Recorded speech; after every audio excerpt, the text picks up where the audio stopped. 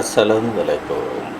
আজ ২০ মার্চ ২০২৫ খ্রিস্টাব্দ, ৬ চৈত্র ১৪৩১ বঙ্গাব্দ, ১৯ রমজান ১৪৪৬ ইসরি, বৃহস্পতিবার। সংবাদ পাঠ করছি মনির হোসেন কামাল। প্রথমেই শুনবেন সংবাদ শিরোনাম। ঈদের ছুটি ৯ দিন।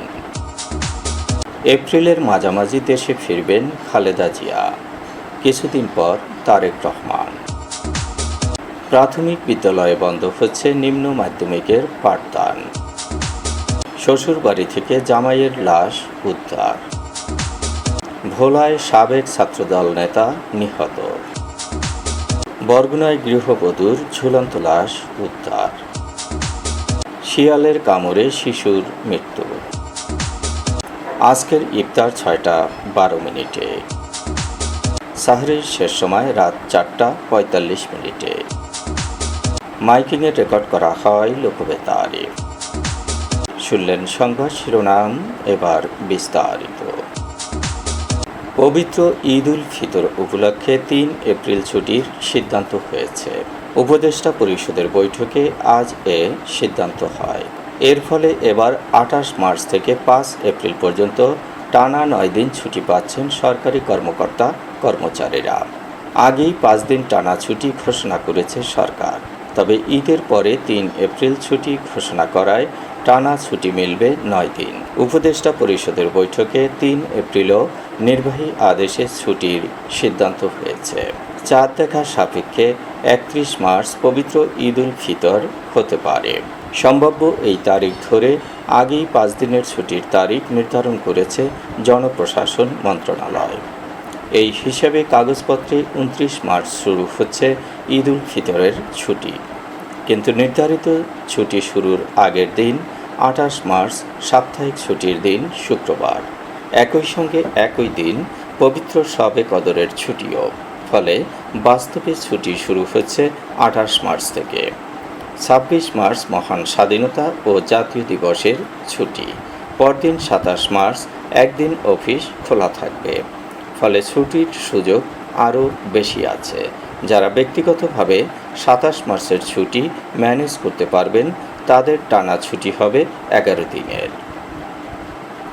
বিএনপি চেয়ারপারসন বেগম খালেদা জিয়া আগামী এপ্রিল মাসের মাঝামাঝি সময়ে দেশে ফিরবেন।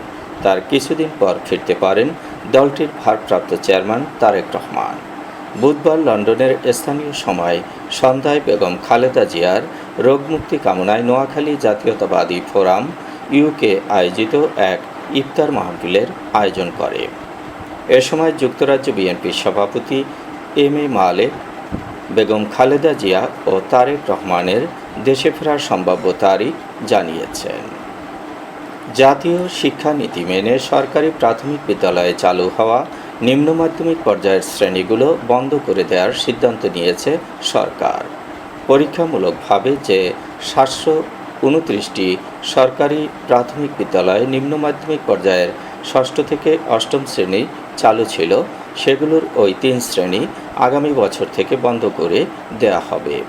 ওই স্কুলগুলোর ষষ্ঠ থেকে অষ্টম শ্রেণীতে আগামী ২০২৬ শিক্ষাবর্ষ থেকে শিক্ষার্থী ভর্তি না করার নির্দেশ দিয়েছে প্রাথমিক ও গণশিক্ষা মন্ত্রণালয়।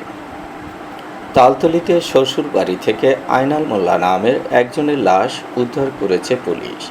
গতকাল বিকেলে সোনাকাটা ইউনিয়নের দক্ষিণ কবিরাজপাড়া এলাকার মোস্তফা হাওলাদারের বাড়ি থেকে লাশটি উদ্ধার করা হয়। আইনাল মোল্লা নিশানবাড়িয়া ইউনিয়নের তাঁতিপাড়া গ্রামের নাজিম মোল্লার ছেলে। প্রায় ২০ বছর আগে আইনালের সঙ্গে সোনাকাটা ইউনিয়নের দক্ষিণ কবিরাজপাড়া গ্রামের মোস্তফা হাওলাদারের মেয়ে মিলা বেগমের পারিবারিকভাবে বিবাহ হয়। ২০১৮ সালে সৌদি আরব চলে যান মিলা। ৩ বছর আগে বাগেরহাটে মুক্তা নামের একজনকে বিবাহ করেন আইনাল। সেই সংসারে তাদের একটি ছেলে আছে। স্বামীর দ্বিতীয় বিয়ের সংবাদ পেয়ে মিলা প্রায় ১ বছর আগে বাড়িতে চলে আসেন। এ নিয়ে স্বামী, প্রথম সংসারের স্ত্রী সন্তান ও শ্বশুরবাড়ির সঙ্গে ঝামেলা লেগেই থাকত। বিচার চেয়ে নিহতের ভাই বেল্লাল মোল্লা বলেন, গতকাল ফকিরহাট বাজারে হানিফ কসাইয়ের বাড়ির সামনে আইনালকে তার স্ত্রী শ্যালক মানিক হাওলাদার ও ছেলে রাব্বি মোল্লা মারধর করে। গতকাল দুপুরে তাকে মৃত অবস্থায় শ্বশুরবাড়ির সামনে দেখতে পায় স্থানীয়রা। বাঁধ নির্মাণের কাজ নিয়ে ভোলার মনপুরায় দুই পক্ষের সংঘর্ষে আহত সাবেক ছাত্রদল নেতা রাশেদের মৃত্যু হয়েছে। বুধবার রাত ৯টার দিকে তার মৃত্যু হয়। নিহত মোহাম্মদ রাশেদ মনপুরা উপজেলার সাকুচিয়া এলাকার আবুল কালামের ছেলে। তিনি সাকুচিয়া ইউনিয়ন ছাত্রদলের সাবেক সাধারণ সম্পাদক। এ ঘটনায় জড়িত থাকার অভিযোগে 4 জনকে আটক করেছে পুলিশ। মনপুরা উপজেলার দক্ষিণ সাকুচিয়া ইউনিয়নের ৯ নম্বর ওয়ার্ডের নুরুদ্দিন বাজার এলাকায় বাঁধ নির্মাণ কাজের ঠিকাদারি নিয়ে দুই পক্ষের মধ্যে বিরোধ চলছিল। বুধবার সকালে এ নিয়ে দুই পক্ষের মধ্যে সংঘর্ষ শুরু হয়। সংঘর্ষে রাশেদ সহ 10 জন আহত হন। গুরুতর আহত অবস্থায় রাশেদকে প্রথমে চরপেশন উপজেলা স্বাস্থ্য কমপ্লেক্সে ভর্তি করা হয়। অবস্থার অবনতি হলে উন্নত চিকিৎসার জন্য তাকে ঢাকায় পাঠানোর নির্দেশ দেন চিকিৎসকরা। রাশেদকে নিয়ে ঢাকায় যাওয়ার পথে রাত ৯টার দিকে মারা যায়। বরগুনায় গৃহবধূর ঝুলন্ত লাশ উদ্ধার করেছে পুলিশ। তার নাম শারমিন আক্তার, স্বামীর নাম রুহুল আমিন, বাড়ি আদাবাড়িয়া। তাদের 9 ও 4 বছরের দুটো সন্তান রয়েছে। বুধবার রাতে আয়লা বাজারের ভাড়া বাসায় শারমিনের ঝুলন্ত মরদেহ পাওয়া যায়, তবে তার মৃত্যুর রহস্য জানা যায়নি। কিশোরগঞ্জে শিয়ালের কামড়ে 2 বছরের একটি শিশুর মৃত্যু হয়েছে। গতকাল সন্ধ্যায় বৌলাই ইউনিয়নের 13 হাসিয়া গ্রামে এ ঘটনাটি ঘটেছে। ইফতারের পর শিশুটি বাড়ির উঠানে খেলছিল। সকলের অজান্তে একটি শিয়াল শিশুটিকে জঙ্গলে টেনে নিয়ে যায়। সেখানে কামড়িয়ে শিশুটিকে মেরে ফেলে। পরে জঙ্গল থেকে তার লাশ উদ্ধার করা হয়। নিহত আরাফ ওই গ্রামের লিঙ্কন মিয়ার ছেলে। চলছে রহমত, বরকত ও মাগফিরাতের মাস। আজ 19 রমজান। আজকের ইফতার 6টা 12 মিনিটে। সাহরির শেষ সময় রাত 4টা 45 মিনিটে। মাইকিংয়ের রেকর্ড করা হয় লোকবেতারে। সুমধুর ও সুস্পষ্ট কণ্ঠে মাইকিংয়ের জন্য লোকবেতারের বিকল্প নেই। লোকবেতারের সাউন্ডপ্রুফ স্টুডিওতে করা হচ্ছে গান ও নাটকের রেকর্ড। সেই সাথে লোকবেতারে নামমাত্র টাকায় প্রচার করা হচ্ছে বিজ্ঞাপন। 15 সেকেন্ডের বিজ্ঞাপন প্রচারিত হচ্ছে মাত্র 500 টাকায়। 30 সেকেন্ডের বিজ্ঞাপন 1000 টাকা, 45 সেকেন্ডের বিজ্ঞাপন 1500 টাকা আর 1 মিনিটের বিজ্ঞাপন প্রচার করা হয় মাত্র 2000 টাকায়। নির্ধারিত টাকার বিনিময়ে প্রতিদিন কমপক্ষে 5 বার করে পুরো 1 মাস বিজ্ঞাপন প্রচার করা হবে। মাইকিং ও বিজ্ঞাপনের জন্য যোগাযোগ করবেন 0-1-77-55-66-44-5 নম্বরে। এবারে শুনবেন আবহাওয়ার খবর।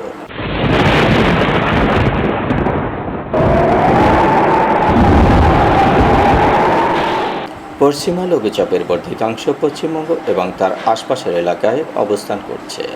মৌসুমের স্বাভাবিক লঘুচাপ দক্ষিণ বঙ্গোপসাগরে অবস্থান করছে। সারা দেশে দিন ও রাতের তাপমাত্রা একরকমই থাকতে পারে। আজ দেশের সর্বোচ্চ তাপমাত্রা ছিল রাজশাহীতে 36.3 ডিগ্রি সেলসিয়াস এবং সর্বনিম্ন তাপমাত্রা ছিল তেঁতুলিয়ায় 14.2 ডিগ্রি সেলসিয়াস। বরগুনার সর্বোচ্চ তাপমাত্রা 34.4 ডিগ্রি সেলসিয়াস, সর্বনিম্ন 23.1 ডিগ্রি সেলসিয়াস। আগামীকাল সূর্যোদয় হবে ভোর 6টা 3 মিনিটে। সংবাদ শেষ করার আগে শিরোনামগুলো আবার পড়ছি। ঈদের ছুটি 9 দিন। এপ্রিলের মাঝামাঝি দেশে ফিরবেন খালেদা জিয়া, কিছুদিন পর তারেক রহমান। প্রাথমিক বিদ্যালয়ে বন্ধ হচ্ছে নিম্ন মাধ্যমিকের পাঠদান। শ্বশুরবাড়ি থেকে জামাইয়ের লাশ উদ্ধার। ভোলায় সাবেক ছাত্রদল নেতা নিহত। বরগুনায় গৃহবধূর ঝুলন্ত লাশ উদ্ধার। শিয়ালের কামড়ে শিশুর মৃত্যু। আজকের ইফতার 6টা 12 মিনিটে। সাহরির শেষ সময় রাত 4টা 45 মিনিটে। মাইকিংয়ের রেকর্ড করা হয় লোকবেতারে। সংবাদ শেষ করার আগে জানিয়ে দিচ্ছি লোকবেতারের সংবাদ জানানোর মোবাইল নম্বর আপনার এলাকার গুরুত্বপূর্ণ সংবাদ জানাতে ফোন করুন 0-1-77-55-6-6-445 নম্বরে। আর লোকবেতারের সাথে যুক্ত হয়ে গান শুনতে চাইলে SMS করুন 01782973478 নম্বরে। মোবাইল করবেন 01959438545 নম্বরে। বিশ্বের সব জায়গা থেকেই শুনতে পারবেন লোকবেতার। লোকবেতার FM.org ওয়েবসাইটের মাধ্যমে শুনুন সরাসরি অনুষ্ঠান। সংবাদ পাঠ এখানেই শেষ করছি।